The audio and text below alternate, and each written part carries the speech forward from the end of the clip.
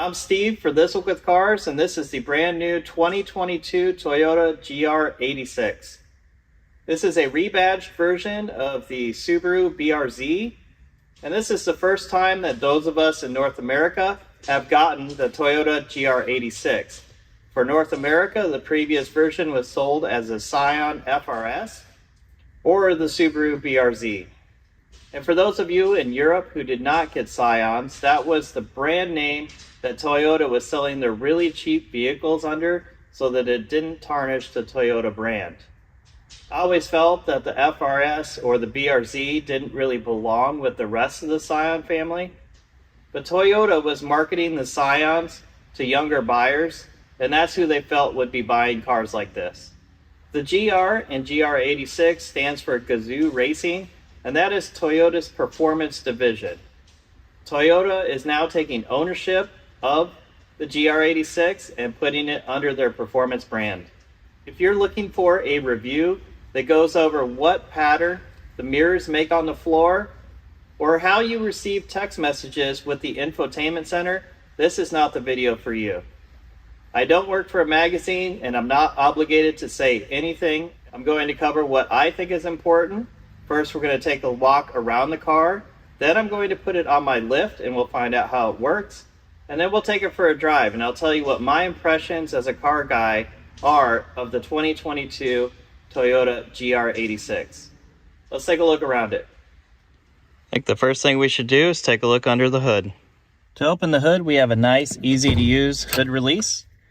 What we're looking at here is a 230 horsepower, 184 foot-pound of torque, flat 4. It's nice to see there isn't any big plastic covers in here. Pretty much can see everything. So first off, in this corner, we have our radiator cap and our coolant reservoir. Behind that is where all the fuses and relays are. I feel it's kind of strange they stuck an ECU right here. This is a naturally aspirated engine, so it shouldn't be getting too hot, but I'm not sure that's the best placement to put a computer. Behind that is the battery. Very easy to access there. It's not enclosed in a silly box or anything like that. Back here, it looks like an engineer went kind of crazy with the design of these pipes. Not sure that was really necessary.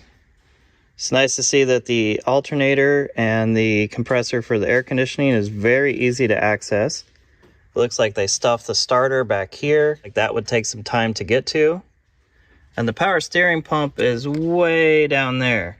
So hopefully you don't have any problems with your power steering because that does not look like fun to get to. Oil filter, however, is very easy to get to, located right there, although it's upside down, so you might make a mess when you're trying to change it. You have your oil fill, washer fluid reservoir. And over here, look at this dinky master cylinder for the brakes. You have your brake reservoir above that. And then there's an even smaller master cylinder. That's the smallest one I've ever seen for the clutch right there. And of course, this is a hydraulic clutch, so you have a little reservoir that you'll have to monitor there. The service ports for the air conditioning is very easy to access. There's one right there, and the other is over here. Looks like the air cleaner is very easy to change on this car. Looks like they put a really big expansion chamber there to try to get the noise correct on that intake. Overall, under the hood of the GR86, I'd give this a B+. I should mention that they made all the panels on the front of this car aluminum. They're trying to make up for some of the added weight of the engine and the safety features that they've had to add to this car. And Toyota says that this car is much more rigid than the previous version. Let's take a look inside. This car has a manual 6-speed transmission. It's getting more unusual to find a manual transmission in a brand new car today. I like how big these toggles are. You can use these with gloves on. You can turn these with gloves on. These are actually buttons here too. I didn't realize that at first, but those are also buttons. I thought they were just labels. Back behind the shifter, we have the controls for the track mode and to turn both traction control and stability control off. When we put it in the track mode, it only turns the stability control off. It does not turn off traction control. Behind that is the controls for the heated seats, and way behind that is the cup holders. It's nice that they're out of the way because why are you using cup holders in a sports car? It's also a little back seat. This is a 2+2. I believe that in Japan they register the cars based on the size of the engine and how many people it can carry. So maybe they put a back seat in this car so that it classifies for different registration or insurance rules in different countries. I'm not quite sure, but it's there, and they should have just taken it out. They should have done what Nissan did, left the back seat out, giving you a parcel tray back there. The trunk can be opened by pressing this button here in the trunk lid, or by using the key fob. It's a pretty spacious trunk. Below this cover comes with an air compressor, some tire goo. Looks like there's another computer over there. And then you have your tow hook. And over on this side, we have the lug nut wrench. Now let's put it up in the air and take a look underneath it. This car does have a square wheel and tire setup. It runs two 1540 R18 Michelin Pilot Sports.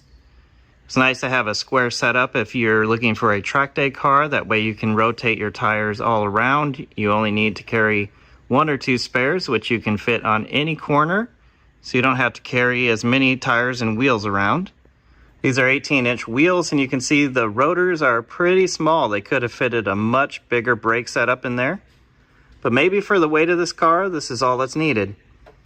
If we start in the front of this car and look underneath, it's relatively flat under here, so they were thinking about aerodynamics and fuel economy when they made this car. You have a nice skid plate covering the engine, so if you're hitting any rumble strips, track debris, road debris, anything like that, it's not going to damage things. One thing I do like is it has front tow hooks on both sides, so tying the front of this car down on a trailer would be a breeze. The front suspension appears to be all stamped steel parts. It looks like the uprights are made of a cast iron or steel. They are not aluminum. The area in front of the front brakes is completely solid. There's no ventilation. There's no air ducting to the brakes. Looking up here, we can see the sway bar design. I think the front sway bar diameter is probably about adequate for the weight of this car. Moving back from that skid plate, we have a fiber material here. We saw a bunch of this being used on the Fords now. I assume they're doing it for weight and probably cost savings, but I'm not really sure how that would withstand all the moisture and salt that we have around here. Maybe it's fine. Then we have, these are plastic skid plates right here. This car does use a two-piece drive shaft. There's a carrier bearing there in the center. The rear half is quite a bit longer than the front half. And coming back in the car, we start to see some heat shielding. That's because the fuel tank is located here and here. This is a saddlebag fuel tank so that they can get the center of gravity down. It is made of plastic and they don't want the exhaust to melt it. And then these are more plastic shields. And we get a good look at the rear suspension. Looks like the majority of the rear suspension is made of stamped steel. There are no billet parts back here. Looks like this knuckle is a cast piece and it's not aluminum. Looks like it's made of steel. The rear of the car does have a tiny sway bar. Neither of these sway bars are adjustable. The only adjustment you have is to disconnect it and take the link out on one side. So you can either run it with or without the sway bar. There's no adjusting the strength of it. Power is driven to the rear wheels with what looks like adequate axles. It's fairly straight, so you're probably not going to have a whole lot of stress on these CV joints. This is, of course, independent rear suspension, so you have to rely on these little toe links right here to keep your wheels pointing in the correct direction. In the past, I've found that this is a very weak point on cars. So if you're going to take one of these to the track a lot, you'll definitely want to keep an eye on that. If these end up being a problem on these cars, I'm sure that the aftermarket world will provide parts for it. Unfortunately, I don't see any tow hooks here in the rear. So to tie this down to your trailer, you're probably going to have to use the wheels or come over one of these lower control arms. There is a small little door above each exhaust that you can put your tow hook into, but I would not recommend tying it down to a trailer using those.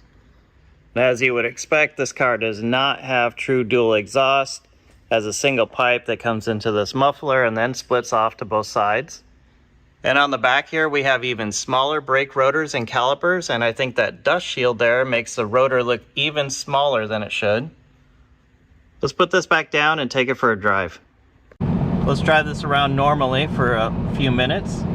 The steering wheel is great. It's a great size, looks good, very happy with that. Dashboard, similar.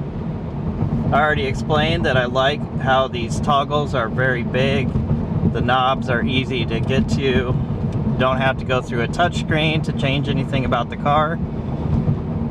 The shifter on these cars has always been one of the best things about them.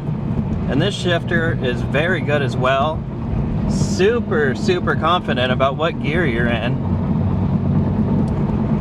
Has a real short throw to it. I like this a lot.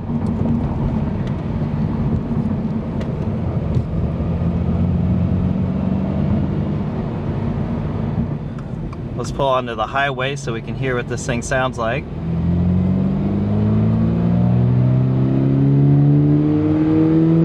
I think it sounds pretty good. It has good initial acceleration, but after that it kind of gives up. So this is not a fast car.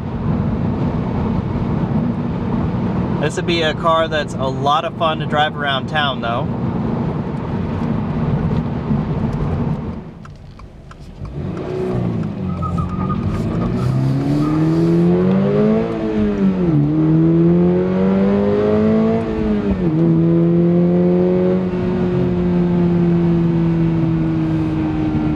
I was really going through the gears there, and I wasn't really getting any closer to this Toyota Sienna. So this is not a fast car, but nobody expects this to be a fast car. Where this car should shine is in the corners.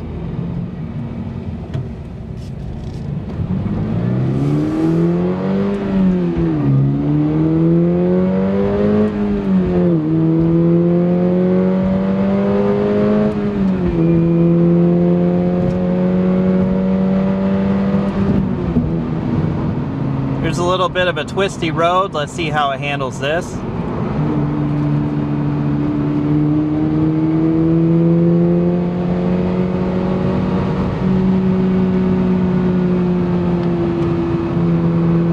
Oh yeah, this car is very sure-footed. No problems there.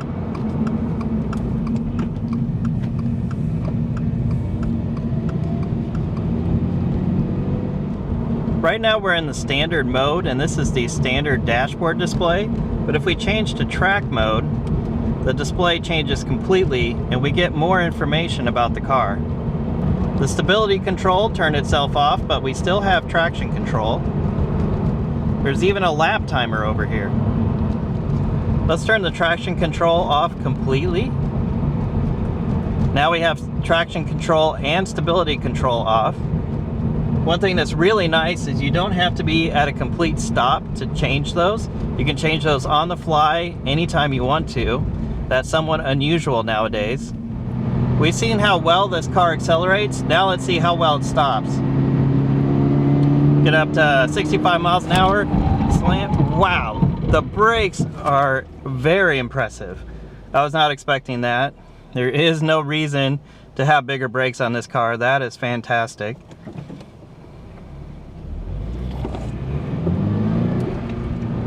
All right, let's see how well this handles on this roundabout here.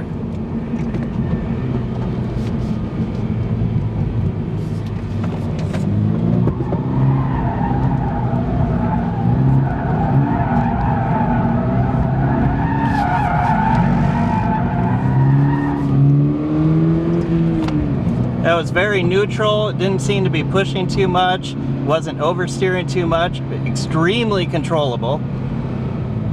This car is a really nice size. It's smaller than the Nissan Z, but bigger than a Miata.